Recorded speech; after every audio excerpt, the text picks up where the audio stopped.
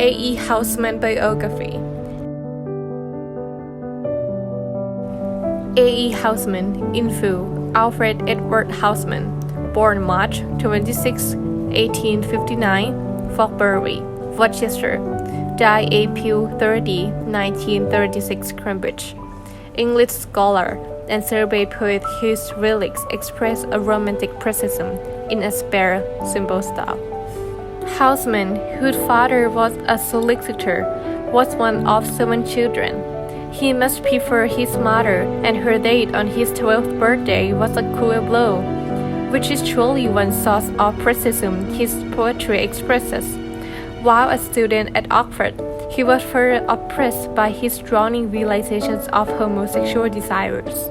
This came to focus in an intense love for one of his fellow students, an athletic young man who became his friend but who could not reciprocate his love. In turmoil emotionally, Housman failed to pass his final examination at Oxford, although he had been a brilliant scholar. From 1882 to 1892, he worked as a clerk in patent office in London. In the evenings, he studied Latin texts in British Museum reading room and developed a consummate gift for collecting errors in them, owing to his mastery of language and his feeling for the way poets choose their words. Articles he wrote for journals caught the attention of scholars and led to his appointment in 1892 as a professor of Latin at University College London. Apparently convinced that he must live without love, Housman became increasingly reclusive and for solace turned to his notebooks, in which he has begun to write the poem that eventually made up A Shropshire Lad. For models, he claimed the poems of Harry Shearer, the songs of William Shakespeare, and the Scottish Border Ballads.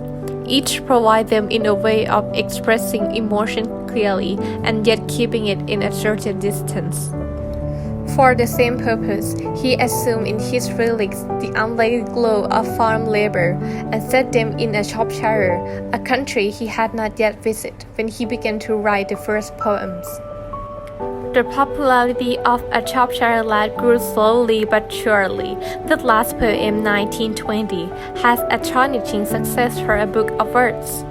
Housman regarded himself principally as a Latinist and avoided the literary world. In 1911, he became professor of Latin at Cambridge, teaching there almost up to his death. His major scholarly effort, to which he devoted more than 30 years, was a noted edition of Manilius, whose poetry he did not like, but who gave him ample school for imitation. Some of asperity and delicatness that appears in Housman's relics also is found on his scholarship, in which he defends common sense with a sarcastic wit that helped to make him widely feared.